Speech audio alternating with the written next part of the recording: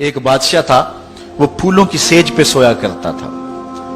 خادمہ اس کے لیے پھولوں کی سیج بچھایا کرتی تھی۔ مدت گزر گئی، پھولوں کی سیج پہ سونے کا عادی تھا۔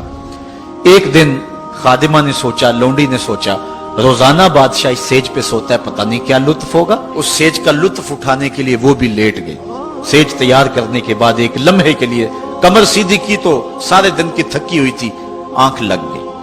بادشاہ وقت پر اپنے اس خاص کمرے میں پھولوں کی سیج پہ سویا ہوا دیکھا تو غیرت سے جل بن کے کباب ہو گیا۔ ایک لونڈی کی یہ اوقات کہ بادشاہ کی سیج پہ سوئے۔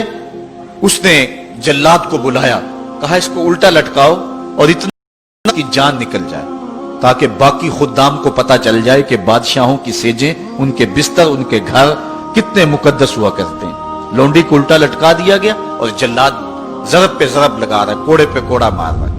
وہ چیختی ہے، روتی ہے، بچا لو مجھے، میری جان نکل رہی ہے۔ روتے روتے کیا خیال آیا کہ اس کو کر دیا۔ بادشاہ نے جلاد کو کہا رک جا، اس لونڈی سے پوچھ روئی کیوں ہے، اسے یہ بھی پوچھ ہنستی کیوں ہے۔ جلاد نے کہا لونڈی بتا روتی کیوں ہے۔ اس نے کہا تجھے نہیں پتا جب کوڑا لگتا ہے تو جان نکلنے کو آتی ہے، نزا کا عالم طاری ہو جاتا ہے، لیکن ہنستی کیوں ہے۔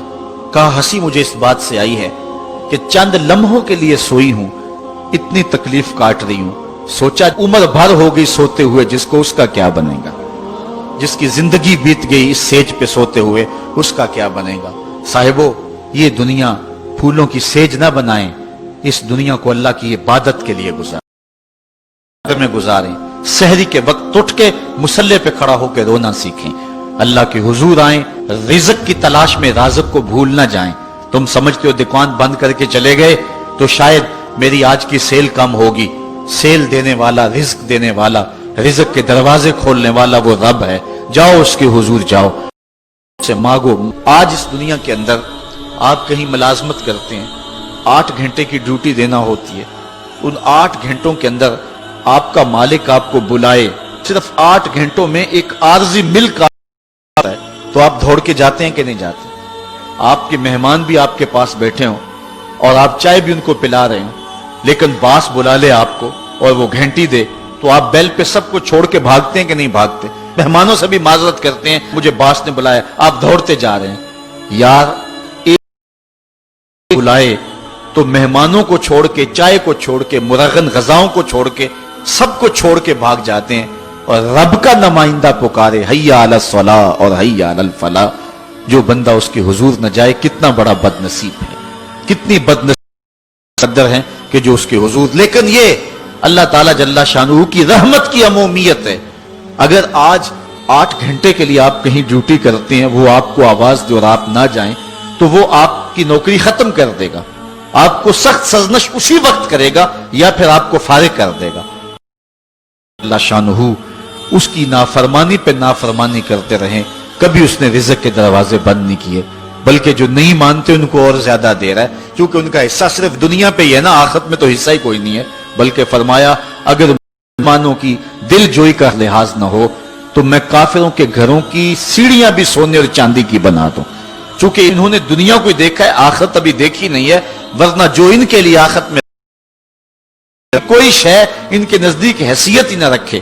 بلکہ حدیث میں آتا ہے، صاحب مشکات نے اس کو لکھا کہ دنیا کے اوپر جس کو سب سے زیادہ تکلیفیں پہنچی ہوں گی وہ جنت میں لے جایا جائے گا، اور ایک مرتبہ جنت میں جو ہے وہ داخل کر کے نکال دیا جائے گا کہ بتا دنیا کے اوپر تجھے بڑی تکلیفیں پہنچی؟ وہ کہے گا یا اللہ مجھے تو کوئی تکلیف پہنچی ہی نہیں ہے۔ جنت کی صرف آب و ہوا سارے دکھ ختم کر دے گی۔ اور جس نے تخت و تاج پہ بیٹھ کے بھی زندگی ساری گزاری ہو، حدیث میں آتا ہے اس کو جہنم میں ایک ڈبکی لگائی جائے گی، اور پھر تو دنیا کے اوپر کوئی راحت پائی ہے؟ وہ کہے گا مالک دنیا کے اوپر میں نے کوئی سکھ دیکھا ہی نہیں ہے۔ ایک ہوتا جہنم کے اندر دیا جائے گا، دنیا کے سارے سکھ ہی بھول جائے گا کہ میں وہاں بادشاہ ہوا کرتا تھا، میں وہاں حکمران تھا، پوری دنیا کو میں نے جو ہے وہ ریوڑ کی طرح ہانکا تھا اور انسانیت کا قتل کیا تھا، میری رونت اور میرا تکبر دنیا کو جکا دیتا تھا۔ اس کو کوئی شے اور اپنی کوئی آکڑ اور کوئی بات یاد نہیں رہے، ایک ڈبکی کی بات ہے۔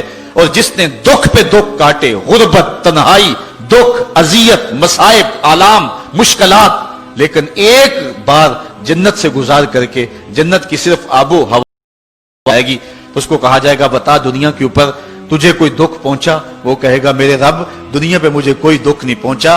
اب بتائیے کہ اللہ کے حضور ہم حاضر ہوں یا کہ دنیا کوئی منشا و مقصود بنا لیں؟ ہماری زندگی کی ڈگر کیا ہونی چاہیے؟ پہلی بات تو یہ ہے کہ جنت اس دنیا کی حیثیت ہی کوئی نہیں.